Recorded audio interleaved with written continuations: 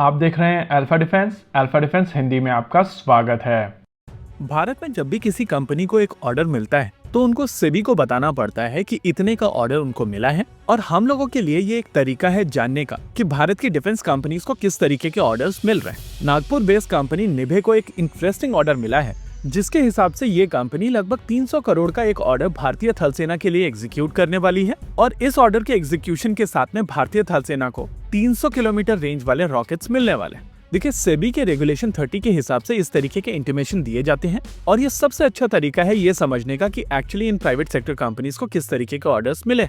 आज शाम को निभे की तरफ से एग्जैक्टली इसी तरीके का एक लेटर सेबी को भेजा गया था। और अगर आप इस लेटर को ध्यान से देखेंगे तो आपको समझ में आएगा कि इंडियन आर्मी के लिए यहाँ पर मिनिस्ट्री ऑफ डिफेंस ने एक ऑर्डर किया है और इस ऑर्डर के हिसाब से ground equipment, accessories, universal rocket launcher system और एम्यूनेशंस निभे भारत में बनाने वाला है। अब अगर आप यूनिवर्सल रॉकेट लॉन्चर सिस्टम की बात करेंगे तो भारत में सबसे पहला नाम आता है पिनाका का, लेकिन इस समय पिनाका के 120 किलोमीटर रेंज वाले रॉकेट की टेस्टिंग शुरू हुई है, यानी कि नेचुरली यहाँ पर पिनाका की बात नहीं हो रही है। हालांकि निभे के पास में पिनाका की टेक्नोलॉजी ट्रांसफर हुई है, लेकिन यहाँ पर जिस रॉकेट की बात हो रही है वो डिफरेंट है। देखिए, इजरायली कंपनी एल्बिट सिस्टम एक रॉकेट बनाती है जिसका नाम है पल्स, यानी कि precise and universal launching system. ये अलग अलग तरीके के रॉकेट्स लॉन्च कर सकता है। इसके ऊपर ग्रैड के 122 मिलीमीटर रॉकेट्स यूज किए जा सकते हैं।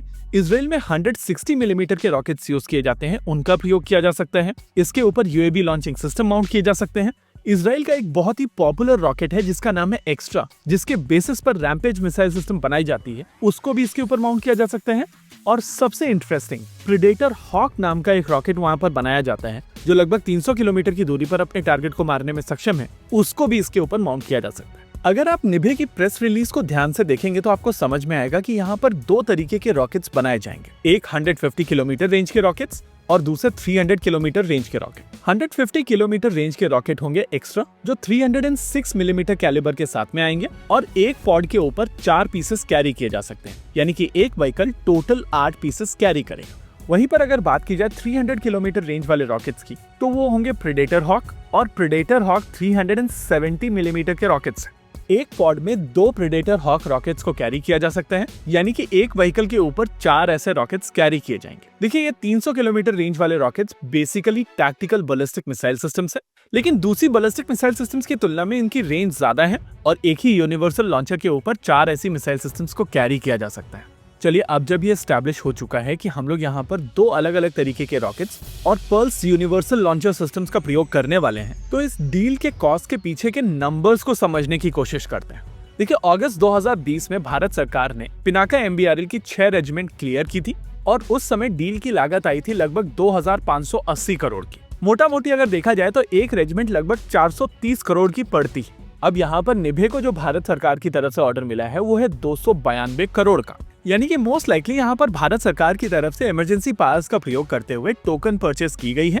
और इस परचेस के साथ में भारत न ही केवल इजरायली रॉकेट्स को इवैल्यूएट करेगा, बल्कि जहां पर पॉसिबिलिटीज आएंगी वहां पर टेक्नोलॉजी को अब्सॉर्ब किया जाएगा। और ये जो मैन्युफैक्चरिंग कैपेबिलिटीज इस समय देश में डेवलप हो रही हैं, उसको एक कंपैरेटिव बूस्ट मिलेगा। वैसे यहाँ पर यह समझना जरूरी है कि रिसेंटली DRDO की तरफ से long range guided rocket test किया गया था और इस लॉन्ग रेंज गाइडेड रॉकेट की रेंज 120 किलोमीटर की है। इसके अलावा DRDO की तरफ से 300 मिलीमीटर कैलिबर के रॉकेट के ऊपर भी काम किया जा रहा है और वो रॉकेट भी आने वाले 2-3 सालों के अंदर बनकर तैयार हो जाएगा। लेकिन तब तक के लिए कैलिबर टू कैलिबर मैच करने के लिए भारतीय थल सेना के पास में कुछ ऑप्शंस तो होने चाहिए। और क्योंकि ऑपरेशन सिंदूर के दौरान 300 मिलीमीटर कैलिबर से ज्यादा बड़े रॉकेट्स यूज किए गए थे, इस वजह से कैलिबर टू कैलिबर मैचिंग यहाँ पर होगी।